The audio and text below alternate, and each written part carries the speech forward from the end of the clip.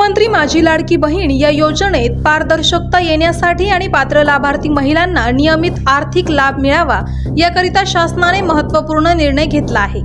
दिनांक 18 सप्टेंबर 2025 पासून पुढील 60 दिवसांचा कालावधी देण्यात आला असून या काळात सर्व पात्र लाभार्थी महिलांनी आपली ई-KYC प्रक्रिया पूर्ण करणे बंधनकारक राहणार आहे।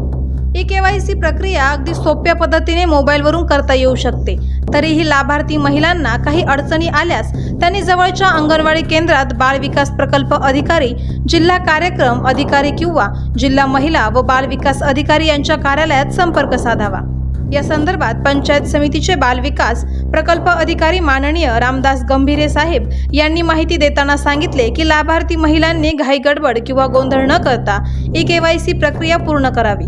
कोणताही लाभार्थी महिला वंचित राहू नये यासाठी प्रशासनाकडून योग्य ते सहकार्य दिले जाणार आहे। आवाज जनतेचा न्यूज प्रतिनिधी शेख शफीक मनियार। करायचा आहे लाईव्ह कार्यक्रम किंवा आहे कसले आंदोलन, जनसामान्यपर्यंत पोहोचेल आपला हक्काचा आवाज, आवाज जनतेचा।